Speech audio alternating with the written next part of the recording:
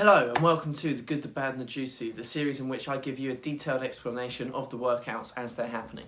In this episode we're going to be doing a pull workout as part of the push-pull legs program, and if you'd like to see a detailed explanation of the whole program in general, be sure to comment down below and I'll see what I can do. So in a pull workout it's biceps, back, which is your lats, and your traps. So, without further ado, let's get straight into the workouts. If you enjoyed the video, make sure you leave a like and subscribe, and leave me some feedback in the comments down below. Let's get straight into it. So the first exercise that we did was rack pulls. Got my notes. So, a rack pull is an alternative to a deadlift. I prefer this sometimes because I feel like I get more of a contraction on my back, and you obviously don't use as much legs because you take out all of the legs from the movement. So the way you're seeing in these first clips is we had the bar, which the bars that the bar rests on, just below the knee. This makes it a little bit more difficult because you are using more legs, and normally we do it with the bar one peg higher, just above the knee or in line with the knee. And there's some clips from another video that I've chucked in just so you can see the difference. So you're going to find that you'll be able to do more reps and more weight with the bar about 2 inches higher. As you can see in this last clip that's going to come up, I'll be doing 180 for more reps and I'm doing 140 with the bar just below. So the thing is with this is you just have to keep your shoulders pinned back, so all the contractions in your back. And the way, as you can see in that clip then, I failed doing double overhand grip, so I switched to alternative grip and I just finished off the reps. It's preferable to do double overhand so you don't get any sort of imbalances on your forearms and in your lat muscles, but really there's no massive difference. So just start and do as many as you can that way, and as the weight goes up and the reps go up, don't be afraid to switch your grip, don't be afraid to use chalk and also to use wraps, as you can see Alfie doing, because this will all just help your grip to stay in as long as your back does, because normally the grip fails before the back does, and which is bad because we're working the back, not the grip. And don't forget, you can tap and go. You can see as some of the heavy reps we hit the bottom and we bounce straight back up. With a deadlift you don't really want to do this, but with a rack pull, because you're focusing on getting a good contraction, I wouldn't worry too much as long as you're not slamming it down and flying back up, because you're just going to get injured. But as long as the contraction's there, no problem. So the next exercise that we did was a variation of a lats pull down. We used I'm not sure what the bar's called, but we used a different kind of bar where you sort of have your palms pointing towards you, and you just sort of pull down almost like some sort of bike handle. I don't know what it's called, but the idea of this is you're putting more of a contraction on the back and you're taking sort of all of the arms and the shoulders out of the movement. As I did forget to mention about the rack pulls, we are also working a lot of traps with the rack pulls, so we didn't do any direct trap work today such as shrugs, because we were doing a lot of rack pulls which are big on the traps, so I forgot to mention that. So with these ones, just make sure you tuck your elbow into the bottom where your lat starts, just above the hip, and I sort of rounded my back a little bit, or I leant back, sorry, and Alfie told me off, so maybe I should have kept a straight back. I didn't feel too much difference when I did. As long as you're not compromising your spine by rounding it, there'll be absolutely no problem. Then we decided to go into some seated cable rows, and as you can see we're doing it in between two cable machines because ours only goes up to 200 pounds and we needed a bit more weight, so I think we've got about 280 pounds on there. And we're going for about 10 to 12 reps, just because this is just to get the blood flow in, just to really, as we lean forward, stretch out the whole back muscles, allow all the blood to flow in and all the fascias to open up for the blood, which is how you get your nutrients in, and this is how you grow. As you can see, we're just tucking in the elbows and squeezing, leaning forward a bit to stretch it out, and then tucking it all back in and contracting the whole back. As you can see, the mighty Gulam has made an appearance in the video, the mystery that is Gulam. And he is fasting, and he's absolutely smashing it to be coming to the gym with no food and no water in him.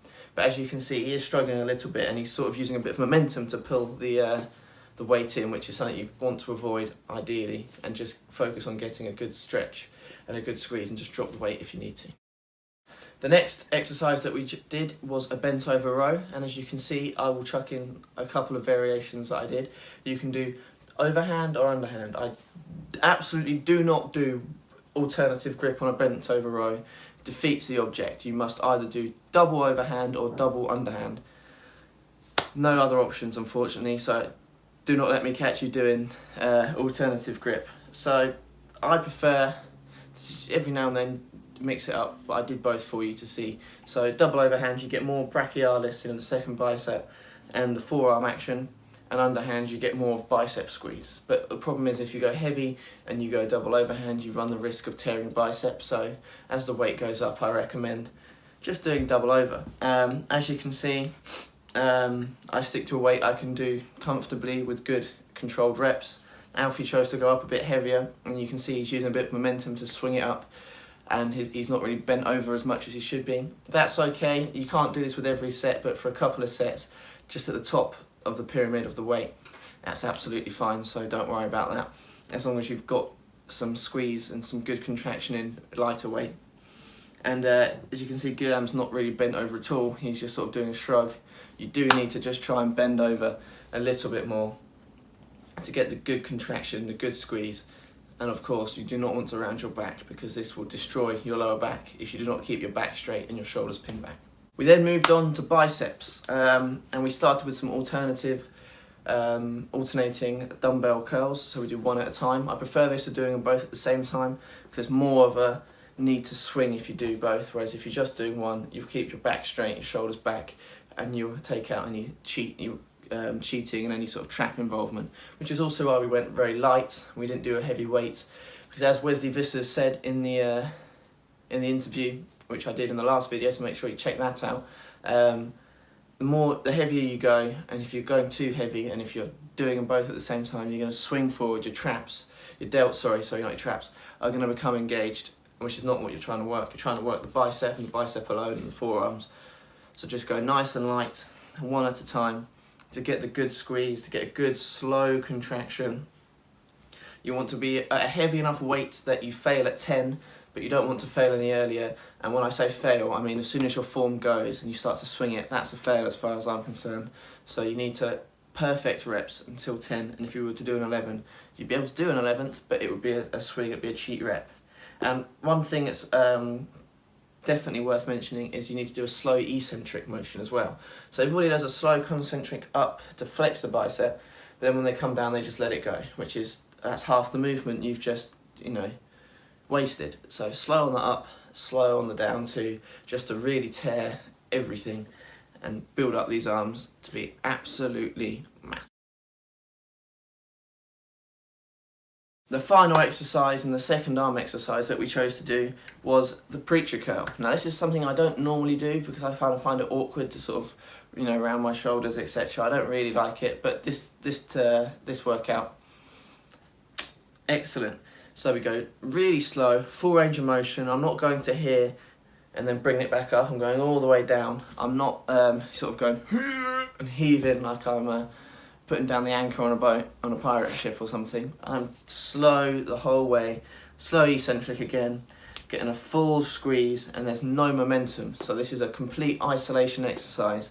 So it's a great finisher, just to go nice and light. Nobody cares how much you're lifting on a preacher curl, and just slowly pump the muscles up. And also it's worth mentioning, especially with muscles like the biceps and the shoulders, so the back, it can be a little bit more difficult, but hold a pose, flex the muscles. As you saw at the start, I hit a lat spread in between sets, because you're just really opening up the muscles. You're allowing all the blood to get in, all the nutrients, all the protein, all the good food and the good supplements that you take to really get into the muscle while the muscles are being teared down. And this is guaranteed to make you some juicy gains. So that's the end of the video. Make sure you leave a like and subscribe if you're enjoying the series. There will be another special video coming next. It'll be a little secret project I've been working on, so make sure you look out for that. If you haven't seen any of my recent videos, like the Body Power vlog, be sure to check them out. There'll be some links in the description. And I'll catch you next time. Stay safe, stay juicy, and like my videos.